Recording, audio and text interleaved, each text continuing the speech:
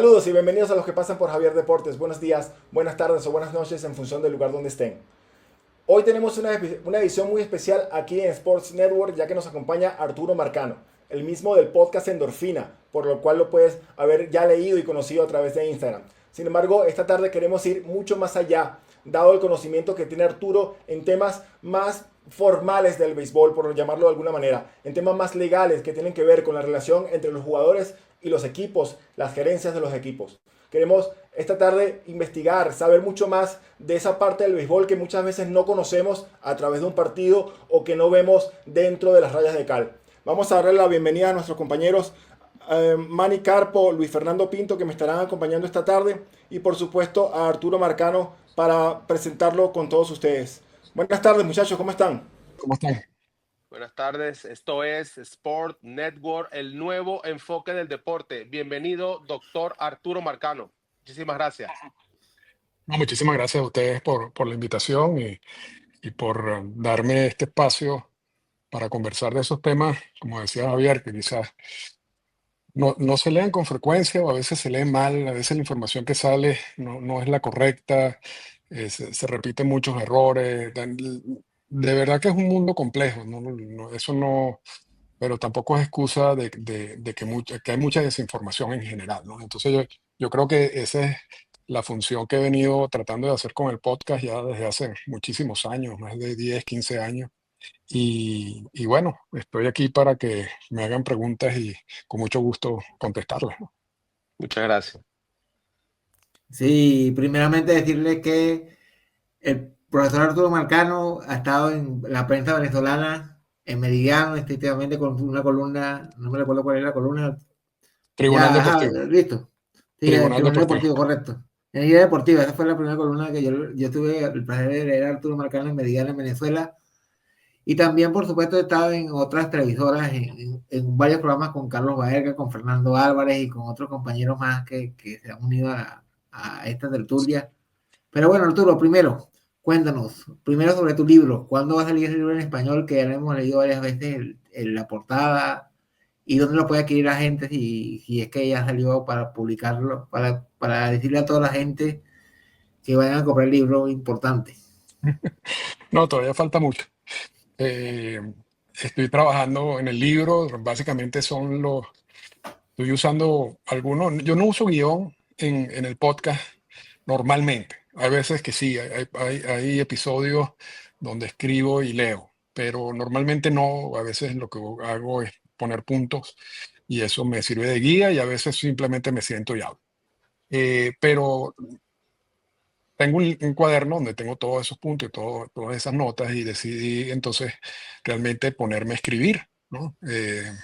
Principalmente el libro trata de mucho de lo que hemos hablado en el podcast, por lo menos la historia. Yo tengo un ciclo de los comisionados donde explico quién fue cada uno de los comisionados en las grandes ligas.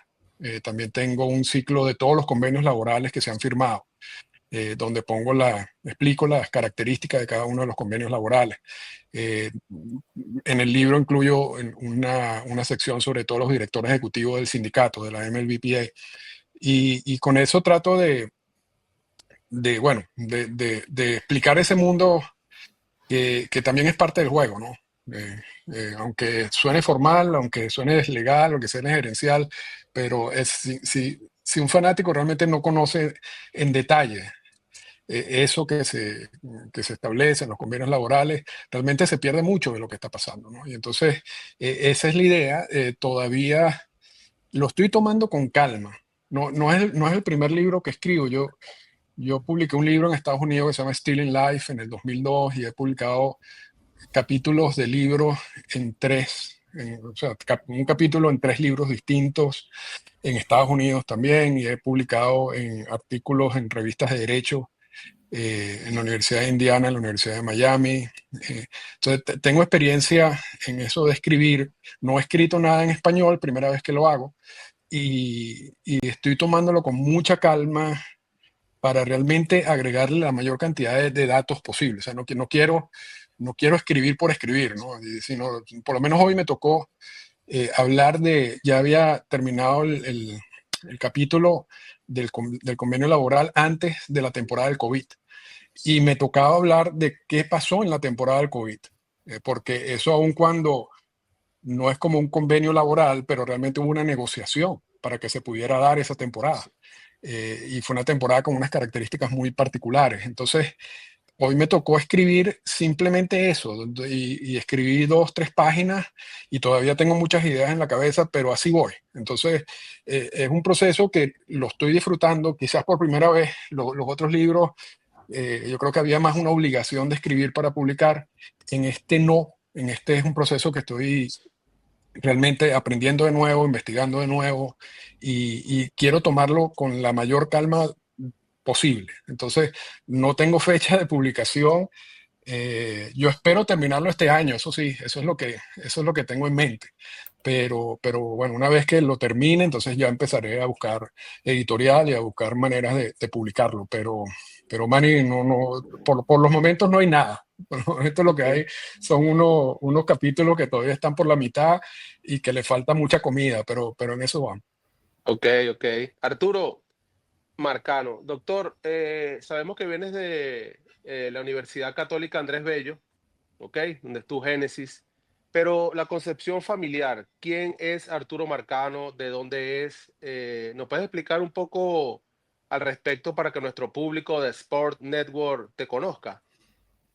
Sí, sí, claro. Yo nací en Caracas, eh, y bueno, fui mientras estudiaba bachillerato, siempre me gustó el béisbol, toda la vida. Sigo siendo fanático número uno del béisbol y del fútbol americano, pero mi deporte principal es el béisbol. De chiquito siempre seguía a mi equipo, que eran los Tiburones de La Guaira. Yo recuerdo, es que toda mi vida, desde que yo tengo uso de conciencia, de 10, 11 años, de mi rutina era escuchar el prejuego, la antesala, a las 6:30, el juego a las 7 y los comentarios finales después del juego, todos En los días. AM. O sea, en AM, en el radiecito pegado en el oído, y a veces cuando había problemas de recepción había que irse para el carro y escucharlo en el carro. Este, y así pasé toda mi vida, y me encantó el Sí, juego y la información que a uno le llegaba, y yo creo que todavía, pero la información que a uno le llegaba en esa época era algo muy limitado al juego, a lo que pasó en el juego, pues al box score y con comentarios muy particulares del juego. En la Universidad de Indiana, no, maestría en Derecho, y ahí sí, por supuesto, tenían programas de Derecho Deportivo, y empecé a entender, y ahí empecé a publicar. Luego me vine con mi esposa a Canadá, a Toronto, en 1998. Ya yo tengo 27 años viviendo en Canadá, y en el 2004 hice una maestría en gerencia deportiva en la Universidad de Massachusetts, porque me quedaba como ese clavo. Ya más o menos manejaba la parte del derecho deportivo. Empezaban a surgir los programas de gerencia deportiva. Antes de que yo hiciera el programa de gerencia deportiva, esos programas estaban muy diseñados a la educación física, más que a la gerencia deportiva en sí. Y, pero en la Universidad de Massachusetts ya habían hecho el cambio, y ya empezaban entonces a analizar cada una de las ligas, el comportamiento, aparte de económico, de mercancía, de todos los aspectos habidos y por haber que afectan una liga profesional. Hice mi maestría y luego he seguido, bueno, básicamente me tocó trabajar con ESPN por un tiempo, escribí para ESPN por un tiempo, y más recientemente empecé a trabajar con los Toros de Tijuana en México, y donde estuve trabajando por casi 5 años. Llegué al principio, por ejemplo, me tocaba, y eso lo tocó en el tema hoy, por cierto, de la temporada de COVID, porque ese año nosotros estábamos haciendo con Toros de Tijuana el sprint training en Arizona. Toros era el único equipo de la Liga Mexicana de Béisbol que hacía su sprint training en Arizona con el resto de los equipos de Grandes Ligas que están allí. Y a mí me tocaba hacer el calendario de juego. Eh, Eso fue una de mis primeras labores.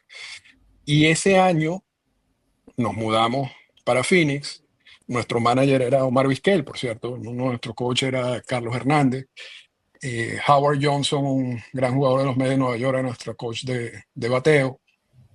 Nosotros teníamos realmente un equipazo. Y estuvimos en Phoenix, estábamos viviendo allí, teníamos 2 semanas. Ya íbamos a empezar a jugar con los equipos, las distintas sucursales de los equipos de Grandes Ligas. Y recibí una llamada diciendo que todos los juegos estaban cancelados porque el MLB decidió cerrar los campos de entrenamiento por el COVID y nos tuvimos que regresar a la casa. Entonces esa parte de la historia también la cuento en el libro. Y luego al final fui el gerente deportivo de Toro cuando ganó su último campeonato en el 2021. Y a partir de ahí regresé a Toronto. O sea, mientras trabajaba con Toro, viajaba frecuentemente a Tijuana. Y a partir de ese momento, nada, regresé aquí a Toronto a hacer asesorías ya privadas y seguir con el podcast y hacer otro tipo de trabajo.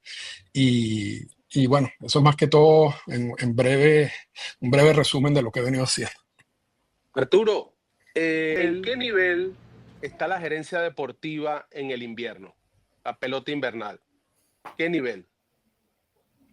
Bueno, honestamente es muy difícil para mí evaluar eso porque no conozco muy poco en detalle de lo que están haciendo cada uno de los equipos. Pero a veces uno lee cosas que no son, que realmente, por un lado, a veces lees cosas que te llaman la atención y te dicen, no, realmente están como adelantadas. Tal como la gerencia de la República Dominicana. Yo creo que una de las primeras gerencias que han empezado a adoptar todo un sistema mucho más moderno de evaluación y de toma de decisiones en el terreno de juego y ese tipo de cosas fueron los dominicanos, ¿no? Dentro de los latinoamericanos. Luego, los mexicanos, nosotros en el equipo, nosotros lo hacíamos. En Venezuela todavía, a veces uno lee cosas, por ejemplo, la sabermetría no sirve para nada. Ujú. Y eso es realmente, es más que todo un desconocimiento de lo que es la sabermetría, Ok. porque, y hasta más, el nombre lo usan mal. Vamos a utilizar el uso de data, el uso de información, ¿no? Y realmente lo que han venido haciendo los equipos de Grandes Ligas y después otras ligas alrededor del mundo es usar la mayor cantidad de información posible, uno, para evaluar a los jugadores y dos, para la toma de decisiones en el terreno. Entonces, eso es como si uno va a un médico, el médico hoy en día va a tener acceso a mucha más data para poder diagnosticarte o para recetarte un medicamento que lo que tenían los médicos hace 20 años. Y realmente yo creo que nadie aquí sería tan loco como para un médico decirle no uses ninguna de las tecnologías nuevas, yo quiero que me recetes de acuerdo a como tú trabajabas hace 20 años. O sea, yo creo que eso uno no lo hace, ¿no? Y cuando un equipo tiene la posibilidad de usar toda esa información y no la usa, o, o empieza con el cuento de que las computadoras van a echar a perder el béisbol, realmente es una irresponsabilidad, porque tú estás dejando de usar información útil. Ahora, como la usa es otra cosa, porque, y en eso yo quiero estar claro en algo, por ejemplo, en el uso de la información para la toma de decisiones en el terreno de juego, a veces en Grandes Ligas son muy estrictos en el guión que tienen por juego. Y se pierde un poco el instinto de decir, bueno, quizás el guión me dice que haga esto, pero yo estoy viendo una cosa distinta que está ocurriendo aquí, quizás voy a aprovechar eso y esa experiencia que yo tengo para tomar una decisión y salirme un poco del guión. En Grandes Ligas pasa con algunos managers, pero realmente a veces son bastante estrictos en lo que quieren hacer en cada uno de los juegos. En Latinoamérica pasa todo lo contrario, o ha pasado. Yo creo que eso ha venido cambiando. Que tú puedes armar no un guión, pero tú puedes armar una estructura de lo que puede pasar en el juego. Y entonces el manager termina siendo el responsable de ejecutar eso. Y lo que ha venido pasando históricamente en la pelota latinoamericana es que el manager tiene pleno poder de lo que hace. Entonces, a veces hay un choque entre lo que tú quieres hacer y tu planificación como gerencia y lo que pasa en el terreno de juego. Entonces, muchas de las gerencias nuevas de los equipos buscan un manager que realmente comulgue con lo que tú estás haciendo a nivel gerencial. Lo que resulta ilógico y lo que no pasa en las grandes ligas, y lo explico por qué, es que tú inviertas $1 millón en información, en obtener información, y venga un manager e ignore todo eso, porque él no cree en eso o porque ese día, lo que sea, ¿no? Entonces, por eso es que los managers y la gerencia están tan relacionados. Yo en, en- en Venezuela he visto esos cambios para bien. Yo creo que muchos de los managers en Venezuela entienden plenamente lo que estoy hablando y son gente con las cuales tengo amistad. Incluso Eduardo Pérez es uno de los que me escucha el podcast y siempre hemos intercambiado mensajes. Pero sí a veces uno escucha ese tipo de comentarios que no ayuda a nadie, ¿no? No ayuda a nadie, porque yo creo que al final tú estás engañando al fanático. Cuando tú le dices, las computadoras van a echar a perder esto, la sabermetría va a echar a perder esto, tú realmente le estás negando al fanático la posibilidad de aprender sobre otros aspectos del juego. Deja al fanático que lea sobre eso. ¿Qué es exactamente la sabermetría? ¿En qué consiste los distintos las evaluaciones de jugadores? ¿Cuáles son los porcentajes de que se están hablando para la toma de decisiones? Y que sea el mismo que decida. No, oye, quizás estoy de acuerdo con esto, en esto quizás no estoy de acuerdo, pero no le digas a la gente, eso no sirve para nada, porque entonces mucha gente ni siquiera se va a preocupar por leer nada. Y yo creo que eso es un error, ¿no? Tal cual, tal cual. ¿Cómo consensuamos lo que es el tope dentro de la conveniencia, los dueños, el jugador? ¿Cómo está ese tema, Arturo? Bueno, el tope salarial es algo que el sindicato nunca ha querido aceptar. El primer convenio laboral se firmó en 1968 y la figura de agente libre no existió o apareció fue en 1976. Antes de 1976 los jugadores no podían declararse agentes libres.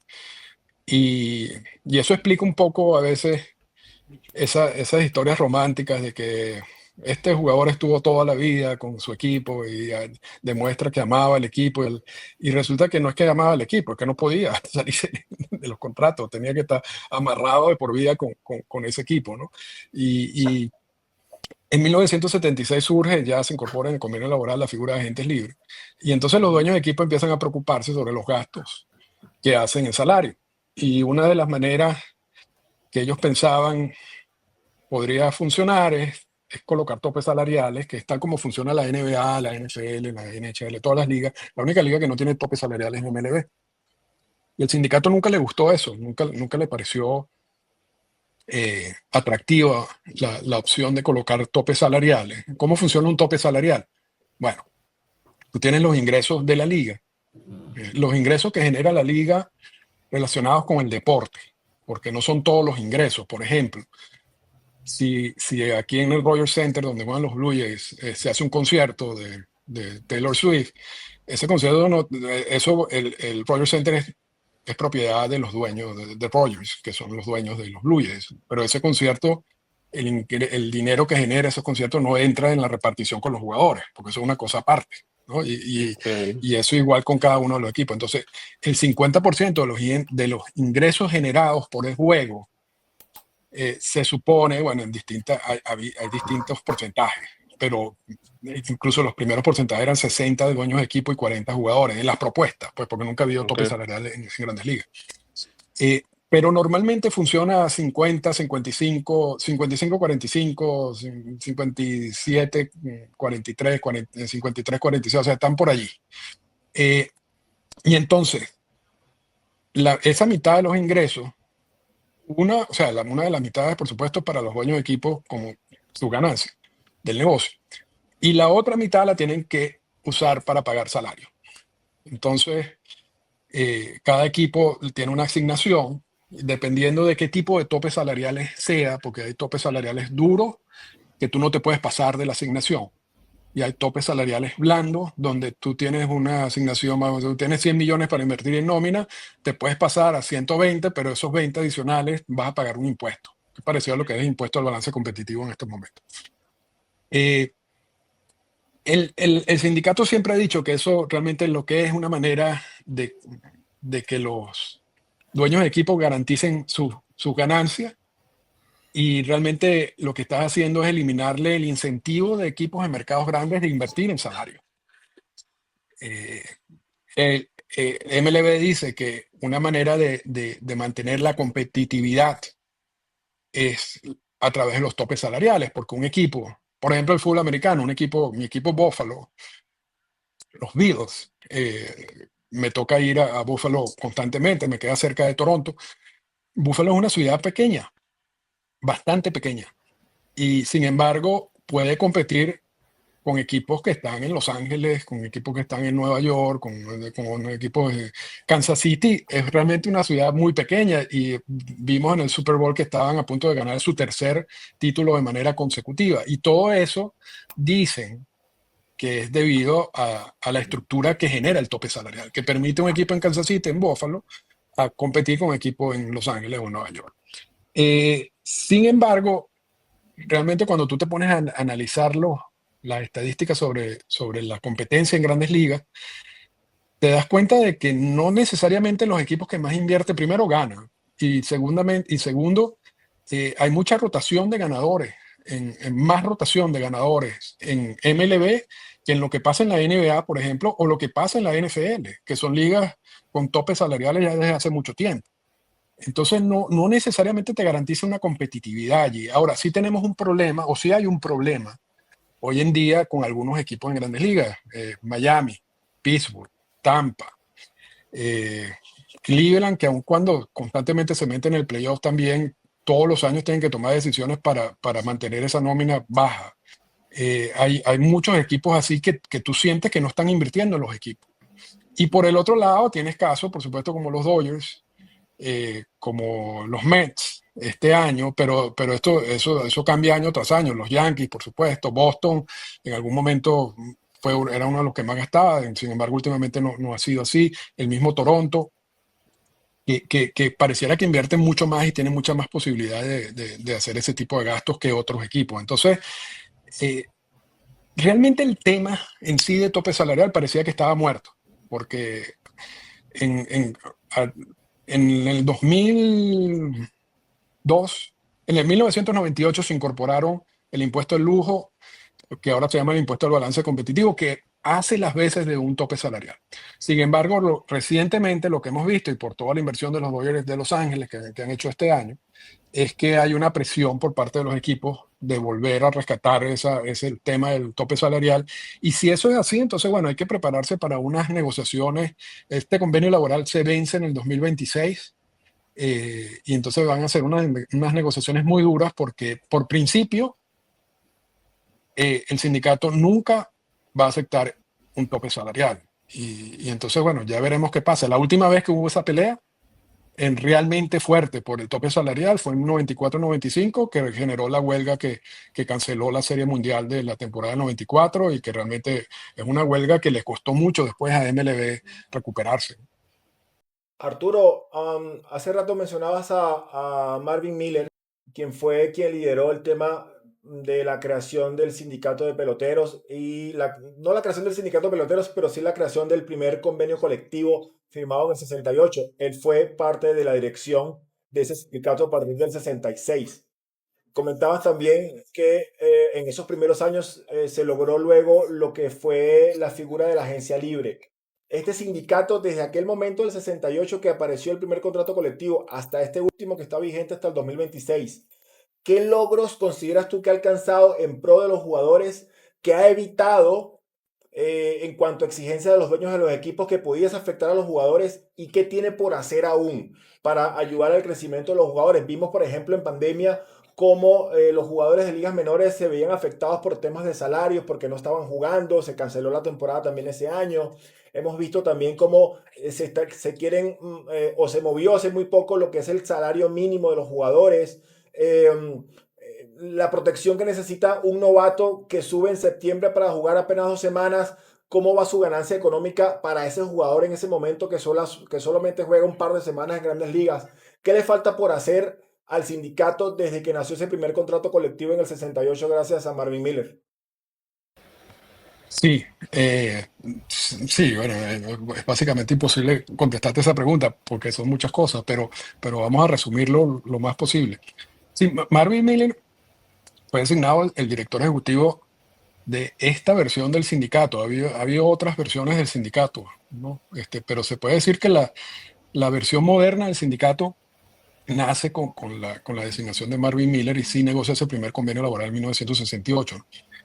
Eh, Obviamente, si nos vamos a que las grandes ligas nacen de la unión de la Liga Nacional y la Liga Americana en 1903 hasta 1968, todo ese espacio lo dominaron los equipos. O sea, los jugadores en todos esos años tenían muy pocos derechos.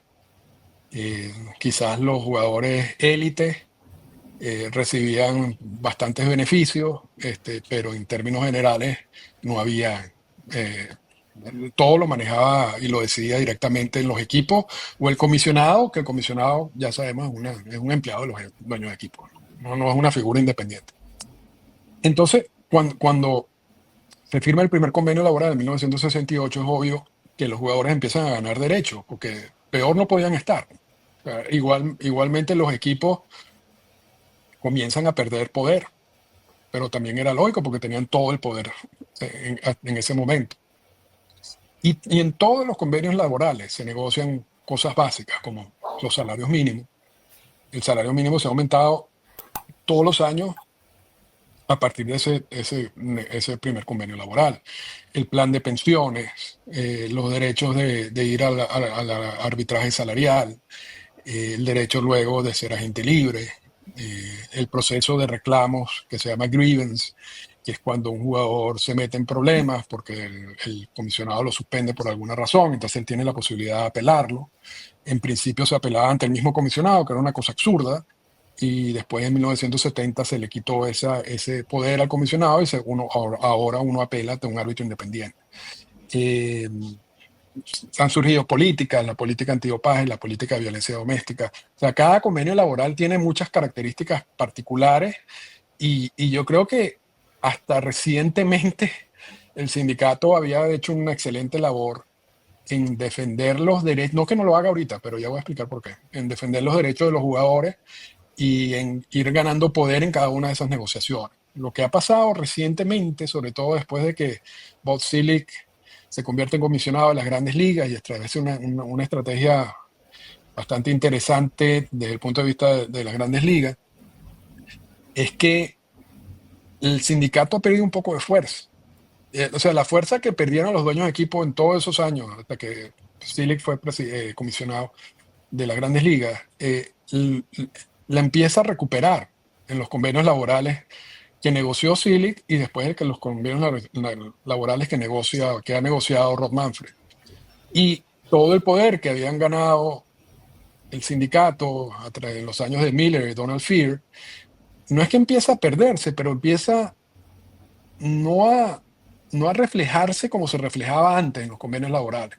Sobre todo en el convenio laboral negociado por Michael Winner, que fue un director ejecutivo del sindicato que muere porque le da un cáncer de cerebro y estuvo muy poco tiempo como director ejecutivo, y en los últimos dos convenios laborales negociados por Tony Clark.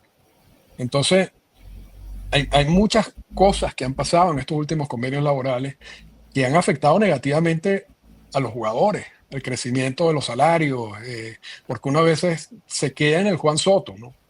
Pero Juan Soto y habrán 10 como él de los contratos, mega contratos, y resulta que hay una gran cantidad de jugadores que se convierten en agentes libres y no consiguen contrato, que es una cosa absurda, porque se supone que ya tú cumples tus 6 años de servicio y tienes una carrera decente en las grandes ligas, te conviertes en agente libre y nadie te ofrece contrato. Entonces, eso es una falla del sistema, de cómo se ha venido diseñando el sistema, y ahí la culpa recae principalmente sobre Tony Clark. Y a nivel internacional, y yo creo que eso no le interesa mucho a los venezolanos, a los dominicanos, el convenio laboral ha venido restringiendo mucho la manera como los equipos invierten en Latinoamérica, ¿no? Los llamados agentes libres latinoamericanos, internacionales, que antes llamábamos Julio 2 y que ahora se empiezan a firmar en enero, no tenían ningún tipo de regulación. hasta recientemente. Y en el convenio laboral que se firmó en el 2012, empiezan entonces a crear presupuestos para los jugadores internacionales. Unos topes blandos, por cierto. La primera vez que el sindicato acepta topes es en la firma de peloteros internacionales, que es una cosa absurda. Realmente, o sea, tú renunciaste, eliminaste un beneficio que tenían los jugadores internacionales y ni siquiera le pediste disculpas, ¿no? Y cuando tú eliminas uno de esos beneficios, se acabó. O sea, ya eso está en el convenio laboral, tú no lo puedes sacar de allí. Entonces, la primera vez que ocurre un cambio importante con los jugadores internacionales, los llamados agentes libres internacionales, es en ese convenio laboral de 2012, donde se establecen unos presupuestos y se establecen, bueno, te puedes pasar, pero si te pasa, te multo. Y como un ejemplo, por ejemplo, Joan Moncada, el cubano, él le dieron la elegibilidad para firmar en febrero, o sea, y en ese momento el periodo de firmas internacionales comenzaba en julio, por eso se llaman los Julio 2. Y ya en febrero nadie tenía dinero, ninguno de los equipos tenía dinero. Y entonces Boston lo firma por $30 millones, que es una cifra, por supuesto, el monto que tenía Boston para firmas internacionales era $1 millón, no me acuerdo que era exacta, pero era una cifra baja. Entonces lo firma por $30 millones y la multa fue $30 millones. O sea que a la firma de Joan Moncada por parte de Boston costó $60 millones, pero el bono de firma fueron 30 y la multa fueron 30. El siguiente convenio laboral elimina los topes blandos y aceptan topes duros. Entonces, cuando uno esté hablando ahorita de los topes salariales y que el sindicato no puede aceptar por principio topes, hay que entender que sí los ha aceptado con nosotros. Y no solamente ha aceptado topes blandos, sino también aceptó topes duros. ¿Cómo funciona el sistema hoy en día? Te dan un monto, 2 millones y pico, 3 millones y pico, 4 millones y pico, dependiendo de los equipos. No es el mismo monto para todos. Y no te puedes pasar de allí. Ese es el monto que tú tienes para la firma de todos los jugadores internacionales por el año que rige ese monto. Entonces, por lo menos a nivel internacional, y volviendo a tu pregunta, el sindicato yo creo que ha fallado al pelotero latinoamericano. Aun cuando ellos últimamente se ha hablado sobre el draft internacional y como una opción y todo eso, y si quieres después hablamos de eso, pero, Claro. Pero realmente el sistema ahorita está altamente regulado y altamente regulado en perjuicio de los jugadores. No. Hay mucha gente que le dice no al draft porque en su cabeza tienen la imagen de que todos en Latinoamérica son agentes libres, pueden firmar con quien quiera por el monto que quiera, y eso es totalmente falso. O sea, realmente la diferencia que va a haber entre un draft y el sistema actual, que establece el anexo 46, que rige hasta el 2026, no es mucha en muchos puntos. Es básicamente lo mismo, pero sí ayuda a resolver algunos de los problemas y los vicios que tiene el sistema en estos momentos. Entonces, hay muchas cosas que todavía le falta al sindicato por hacer. Yo creo que todo parte del liderazgo de la cabeza del sindicato, en este caso Tony Clark, y hemos visto que ha habido fallas, y hemos visto por primera vez en bastante tiempo intentonas de golpe internas en el sindicato recientemente y demandas internas. Y entonces eso, por supuesto que eso es uno de los factores que toma en cuenta Rob Manfred y los dueños de equipo para decir, bueno, quizás este sea el momento de lograr lo que siempre hemos querido, que es un tope salarial, ¿no? Porque ellos están débiles. Entonces vamos a ver qué pasa, pero más o menos eso yo creo que resume ahí un poco la acción del sindicato de 1968 para acá. Dentro de toda esa característica que mencionas, ¿cómo entra la figura del salario diferido? Bueno, el salario diferido siempre ha existido. Eso no ha sido reciente. Lo que pasa es que ahorita, y tampoco sirve para eso, pero como existe el tope, existe el impuesto del balance competitivo, que es y vamos a explicarlo porque quizás mucha gente no entiende, también te dan un umbral, te dan un monto. Vamos a suponer, todas las nóminas que superen $200 millones, empiezas a pagar un impuesto, que es el impuesto al balance competitivo. Y si te pasas de 200, en vez de 200, llegas a pasarte 200 a 250, entonces es peor. el impuesto. Y si te pasa, llegas a pasar 300, es peor.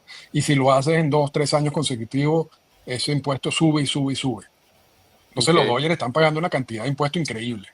O sea, los Dodgers para contratar un pelotero hoy en día, porque están totalmente pasados del umbral, si le cuesta 10 millones el pelotero, pagarle 10 millones, ese pelotero realmente a ellos le cuesta el doble casi, porque tienen que pagar la multa.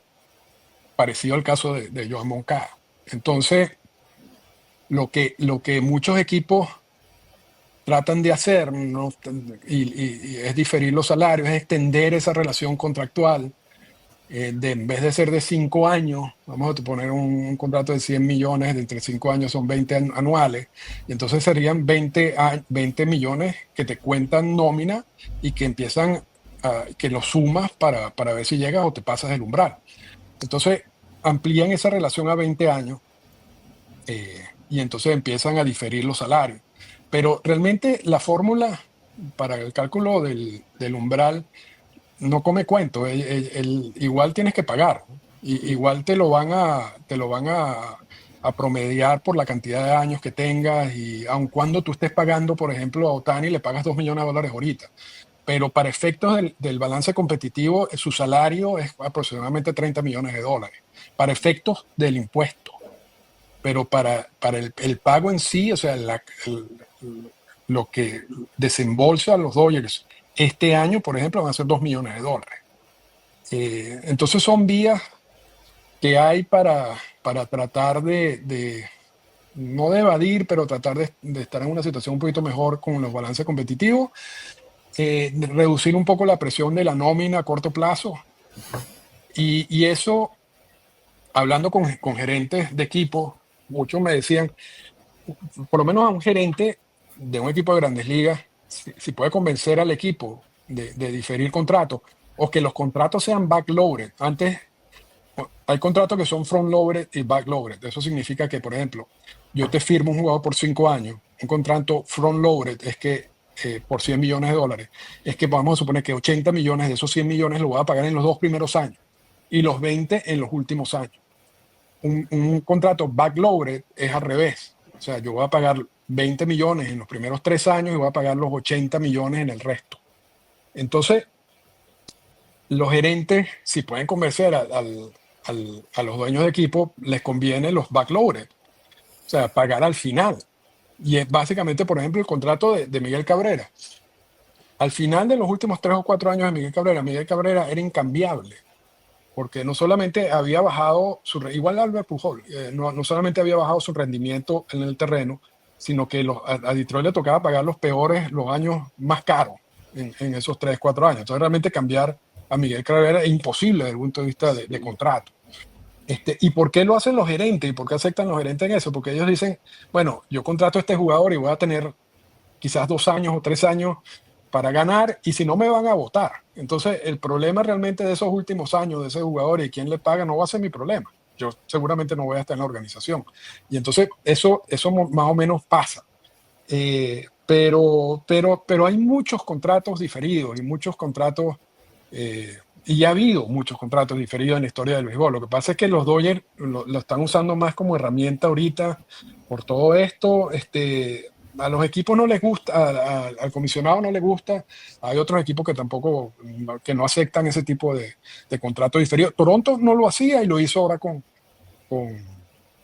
Santander, por cierto. Entonces, son modas que pasan en el béisbol, gerenciales, y bueno, y parecería que eso es algo que está ahorita siendo utilizado con bastante frecuencia. Arturo, el draft internacional, que es importante. Tú tienes una conversación en Cooperstown en estos días de mayo sobre el draft internacional, que lo veimos, y por cierto, invitamos a todos a ver el podcast Endorfina en Instagram y en otras redes, que son información muy interesante para el mundo del béisbol, lo que está detrás del terreno de juego y otras cosas. Arturo, tú comentas en uno de los últimos posts de Instagram que el draft internacional tú promueves el draft internacional, incluso te citaron en un artículo estadounidense y tuvieron una conversación en Cooperstown en el mes de mayo. Sí. Sí, me invitaron bueno, hay un seminario que se hace todos los años en el Salón de la Fama en Cooperstown de béisbol, que se llama Béisbol y la Cultura Americana.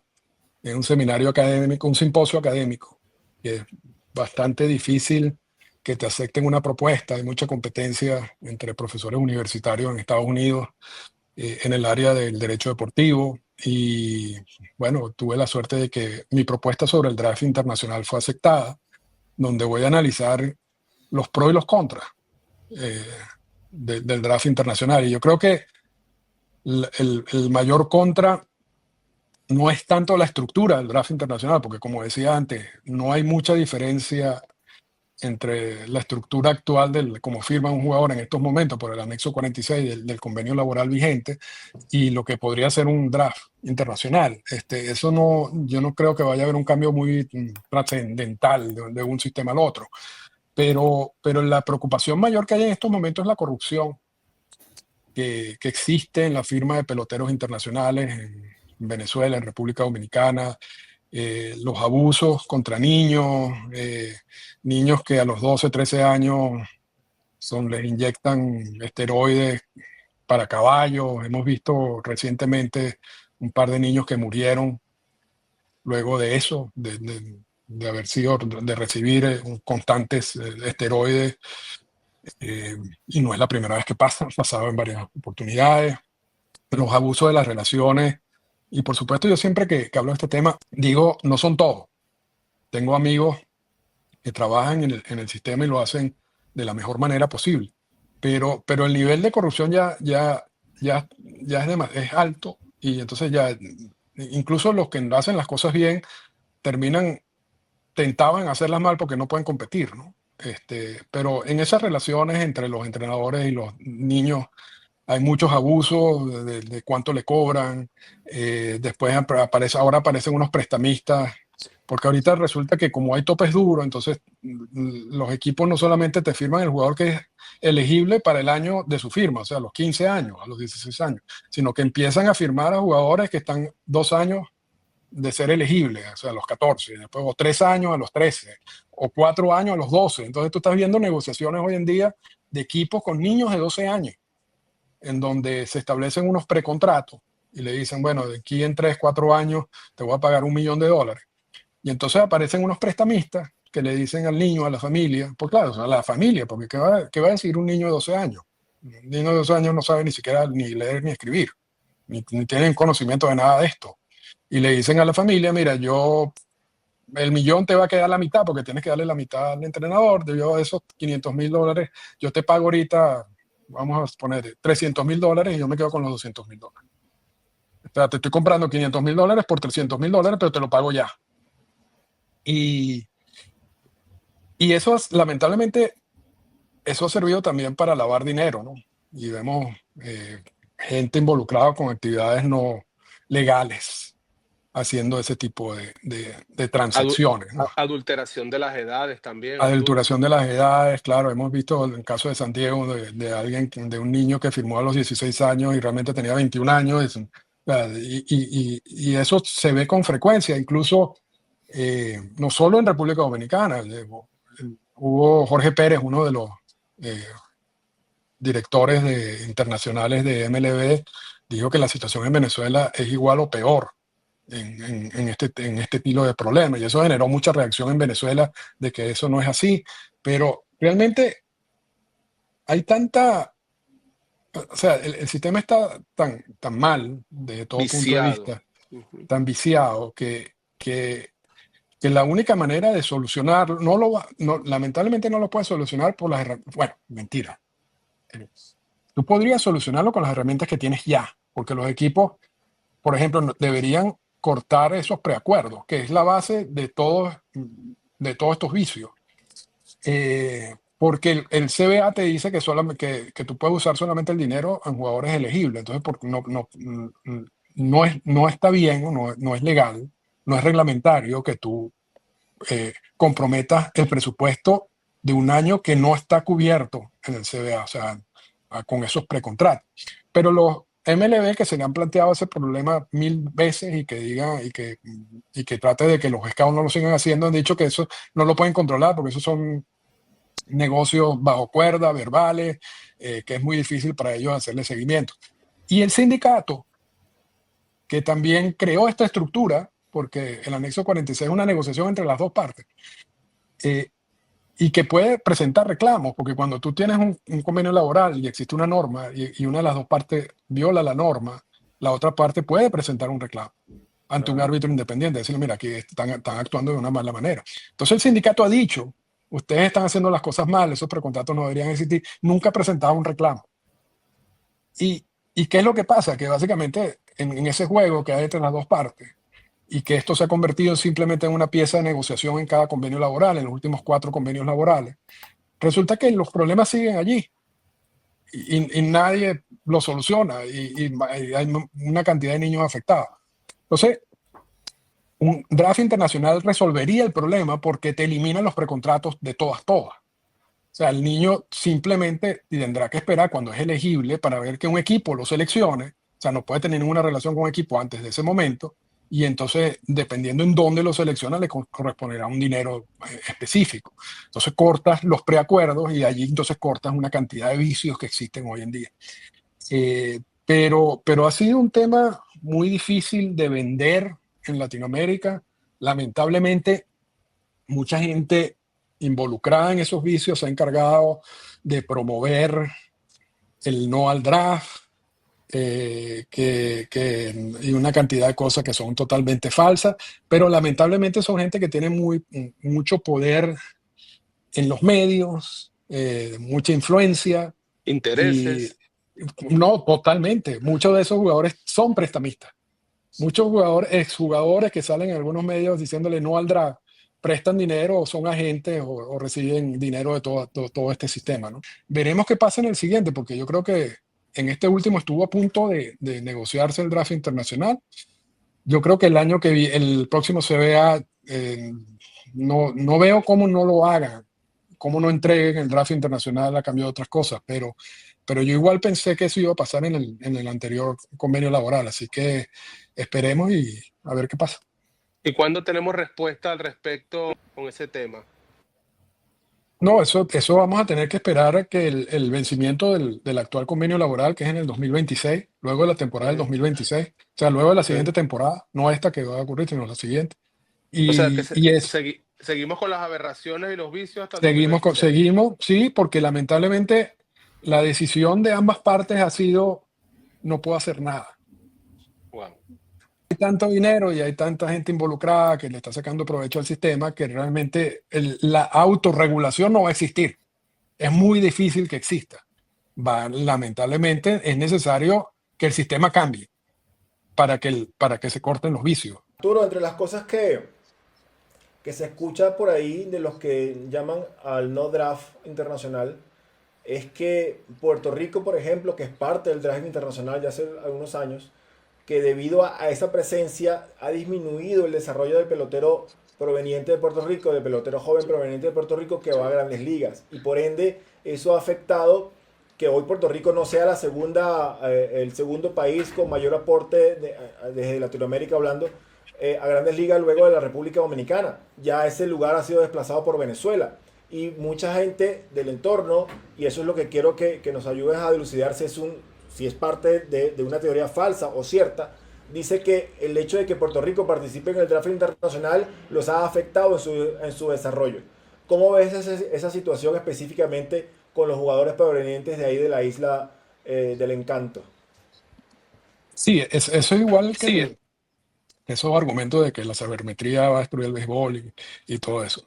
Eso es un cuento que ya tiene muchos años rodando y que realmente no es así en su totalidad. Puerto Rico, los jugadores puertorriqueños, al igual que los venezolanos y dominicanos, eran considerados jugadores internacionales, agentes libres internacionales. En el 96, en 1996, por allí, fue incorporado Puerto Rico al draft de regla 4, ¿ok? No al draft internacional, sino al draft de regla 4, que es el draft de donde seleccionan a los jugadores estadounidenses, canadienses, y a partir de ese momento los puertorriqueños. Mucha gente que presionó porque se incorporara a Puerto Rico dentro del draft de regla 4, es que el draft de regla 4 está basado en un proceso educativo.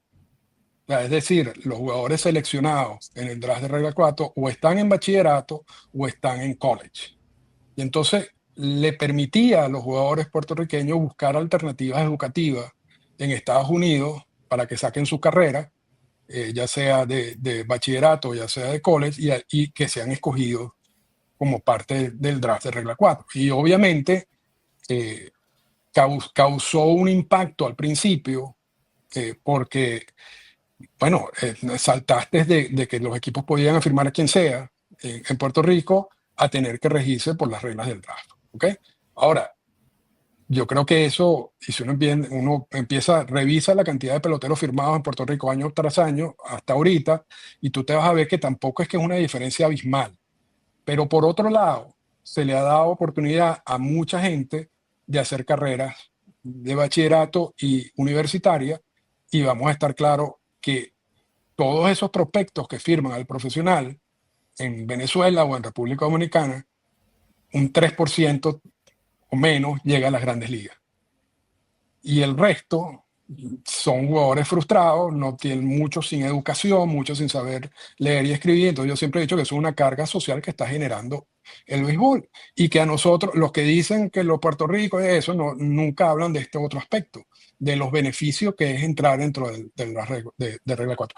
Pero obviando eso, la comparación no tiene ningún tipo de sentido porque el draft internacional ya entiende la cantidad de jugadores que se firman en República Dominicana y en Venezuela, por ejemplo, año tras año. Y la manera como ha sido estructurado, por lo menos la última propuesta del draft internacional, que fue rechazada por el sindicato, mantiene o aumenta la cantidad de peloteros que se firma año tras año en estos países. O sea, no va a haber ningún tipo de cambio en la cantidad de peloteros firmados en República Dominicana y en Venezuela. No va a haber ningún tipo de cambio de inversión en lo que se hace en República Dominicana, no en Venezuela, porque ya eso se dejó hacer hace tiempo. Entonces, es mentira, o sea, que los dos casos son lo mismo. Son casos totalmente distintos. Y los que están planteando eso, yo lo que los invito es a que revisen cómo funciona el sistema actual y que revisen los aspectos específicos que plantea un draft internacional. Y se van a dar cuenta que la comparación no tiene ningún tipo de sentido.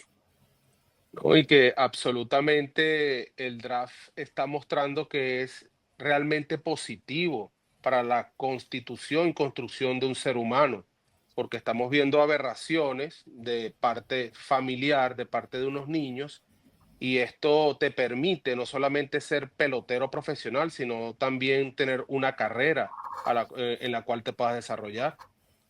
Y una cosa básica, darle la oportunidad a estos niños de que sean niños. Porque vamos a estar claros, estos niños en Venezuela de 12, de 13 años, en República Dominicana, ya no tienen niñez. Ya esos son jugadores profesionales a partir de esa edad, que tienen que regirse por toda la estructura de los entrenamientos. Bueno, en algunos casos reciben sustancias como esteroides. Eso no es justo para ellos. O sea, que sean tratados de esa manera simplemente porque tienen el potencial de firmar. Si tú lo quieres hacer porque te gusta el béisbol y tienes el apoyo familiar, eso es entendible, pero cuando ya es un asunto como forzado y se ve con mucha frecuencia, no lo estoy diciendo porque no crea, hay muchos de esos niños que están allí que quizás ni siquiera quieran estar allí y se sienten obligados a estar porque necesitan generar ese ingreso para su familia. Entonces, cuando tú tienes un sistema que está basado en eso y puedes cambiarlo y decir, bueno, hasta los 15 años tú puedes concentrarte en recibir una educación, en ser niño, o sea, en disfrutar la vida con lo que puedas disfrutar y luego entras en el sistema y ves a ver si tienes el talento necesario, juegas igual, pero el talento necesario para firmar y recibir todos los bonos. Yo creo que ya por allí es un cambio positivo, pero, repito, esto que parece lógico, o que algunas personas quizás puedan considerar que es lógico, recibe muchas críticas. O sea, yo recibo críticas constantes cada vez que digo esto en Latinoamérica. No entiendes que la familia que están pelando. Sí, pero es que al final todo eso, el que está empujando ese sistema es la familia, pero es también la gente que lo entrena, el prestamista, el que lo droga. Entonces, esto es algo muy complejo, es muy complejo y no es tan fácil como decir no al draft o esto va a pasarlo igual que Puerto Rico, que son las dos cosas más sencillas que la gente dice, pero que obviamente que la gente que lo dice no tiene conocimiento de lo que está diciendo. Pero aún así, afecta a la discusión, afecta el debate, porque el sindicato, por ejemplo, cuando va y la gente del sindicato y se reúne con gente en Latinoamérica para hablar de estos temas y le sacan esos argumentos, a veces no los responden porque muchos de esa gente ni siquiera conoce bien cómo maneja el sistema, ni les interesa. Entonces, es complejo todo lo que está pasando y no hay garantía de que exista un draft internacional o de que se vayan a arreglar los problemas o nada. Pero bueno, esperemos que algo pase, ¿no? Luego del 2026. Sí, para que algo pase tenemos que tener una campaña en pro de la verdad, de la educación y darle un mensaje a la familia que permitamos que los niños sean niños y que todo vaya en una concepción de la educación, Arturo. ¿Qué pregunta tiene por ahí Don Manny, Javi, Bueno, equipo de déjame Sports contar Network? una anécdota, voy a hacer una anécdota Vale, vale. para que la gente tenga idea de hasta dónde llegamos. A mí una vez me escribió una persona que me dijo, mira, oye, estoy muy arrepentido porque cambié a mi hijo por una camioneta. Wow. Y entonces, y yo, ¿cómo es la cosa? Sí, sí, no, mi hijo que entrenaba en una de estas academias, el entrenador me dijo, mira, te doy una camioneta por tu hijo, es decir, lo que vaya a recibir luego tu hijo por bono de firma me lo quedo yo y yo te doy la camioneta ahorita y tú con eso ya estás listo. Y entonces, yo decía, wow, y entonces, pero me preocupó más porque él me dice, pero es que la camioneta que me dio no funciona. O sea, esta persona estaba más preocupada porque la camioneta que recibió por su hijo no funcionaba que Que por su hijo. por lo que había hecho. Y ese cuento hay mucho, bueno, lo que hace el prestamista, lo que hace el prestamista hoy en día. Están cambiando esos niños por dinero, están cambiando esos niños por camionetas, están cambiando esos niños por casa. O sea, ¿hasta dónde vamos a llegar? ¿Qué es lo que falta en todo este cuento? Es un tema muy complejo, Arturo, que no va a acabar, por lo menos no en mediano plazo, hasta posiblemente el 2026. Y no quiero decir con esto que si el contrato colectivo, si el sindicato empezase a considerar el tema del tráfico internacional, esto se puede acabar. La maña siempre buscará el camino de lograr trascender, porque como decía Luis Fernando hace rato, hay muchos intereses de por medio. El hecho de que esos niños hoy sean utilizados, porque son utilizados, para que sean el sostén de una familia, no es justo con ellos y por supuesto con el deporte, porque se empieza a manchar el béisbol, así como se mancha el béisbol cuando un jugador es determinado por usar sustancias prohibidas a nivel de grandes ligas, también se mancha de esta forma. Y eso no es lo que queremos para este deporte que tantas personas queremos y vemos con tanta admiración. Es un tema bastante complejo, ese precisamente el de los drafts internacional y por supuesto todo el tema de la parte legal que hemos tratado esta tarde aquí en este espacio de Sports Network con Arturo Marcano.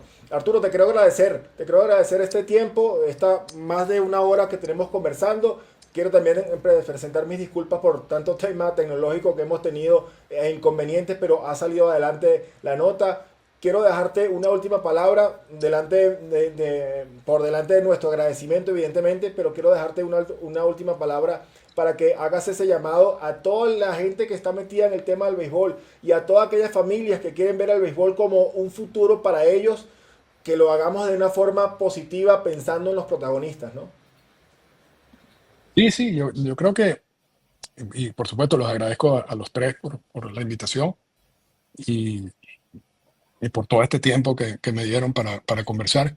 Yo creo que, o sea, quizás cierro con eso, yo creo que hay una responsabilidad de la familia, yo creo que hay una responsabilidad de todos nosotros de, si nos gusta el béisbol, o sea, como a mí me gustaba cuando estaba niño y escuchaba mis juegos y la antesala y los comentarios finales, y, y, y queremos de alguna manera estar involucrados en el béisbol, ¿no? Ya sea como buen fanático, ya sea a través de podcast, ya sea como familiar de alguien que firma, que tenemos que leer y que tenemos que averiguar y que hay mucha información allí. O sea, el ver el juego es parte, ¿ok? Es la parte más fácil porque es la parte que quizás uno disfruta, pero hay muchísima información interesante hoy en día que nos sirve para nutrirnos y para aprender de lo que está pasando en el terreno y fuera del terreno de juego. Y yo creo que es responsabilidad de todos nosotros hacer eso. Yo tengo muchísimos años trabajando en estos temas, muchísimos años. O sea, yo mi primera publicación fue en 1998 y yo es, todavía hoy en día leyendo aprendo muchísimas cosas y que yo creí que ya había aprendido y muchas veces uno en todos estos procesos tiene que aceptar que se equivocó, que quizás no entendió bien un concepto, todo eso es parte del aprendizaje, ¿no? No tiene que siempre estar diciendo las cosas de manera correcta, eso no se puede equivocar, porque no tienes la información adecuada, no leíste bien lo que tenías que leer, no investigaste bien. Entonces yo creo que uno tiene la humildad, tiene que tener la humildad suficiente para decir, mira, no entiendo, no sé de ese punto, déjame averiguar, o disculpa, vale, yo me equivoqué, te dije una cosa que no era. Pero aparte de eso, es nuestra responsabilidad aprender sobre todo esto. O sea, no dejar que alguien nos diga, la sabermetría no sirve, va a pasar lo que pasó en Puerto Rico. Esas son cosas muy básicas que ya uno debería superarlo fácilmente, solamente buscando la información, buscando programas que te puedan dar ese tipo de datos. Y yo creo que esa es mi invitación a todos, ¿no? Yo creo que uno tiene, así como uno es un buen fanático, y si tú eres un buen doctor o eres un buen abogado, tú necesitas estar al día todo el tiempo. Yo creo que esa es la responsabilidad de todos los que nos gusta el béisbol o nos gusta otro deporte. Salirnos de las discusiones tan muy básicas a discusiones un poco más complejas, pero porque tenemos la capacidad de entrar en esas discusiones, porque ya hemos leído, ya hemos hablado con gente que conoce. Entonces, yo creo que ese es el mundo que a mí me abrió ese libro hace mucho tiempo y es el mundo que yo estoy tratando por mi cuenta también de abrirle a gente que me escucha en el podcast o en programas como este. Arturo, tus redes sociales para seguirlos, además del podcast, ¿dónde podemos seguir todos los podcasts? Ahorita estoy usando básicamente esa. La de Instagram, la que tienen allí, @podcast_endorfina. Antes tenía Twitter y me salí y realmente ahorita uso esta y últimamente la tengo un poquito más activa, así que pueden seguirme allí y ahí le pongo la información cada vez que salgo. El podcast se llama Podcast Endorfina y está en todas las plataformas de podcast, en iTunes, en Amazon, en Audible, en cualquiera, básicamente Spotify. Entonces me pueden seguir por allí también. Arturo, de parte del equipo de Sport Network, también nuestro compañero Rafael Moreno, que se ausentó, te damos las gracias. Queremos seguir explorando y salir, como usted mismo lo expresa, de lo básico, ir a lo complejo, para dar una información más veraz a todo este tema que hemos desarrollado hoy. Y la plataforma de Sport Network está abierta para eso.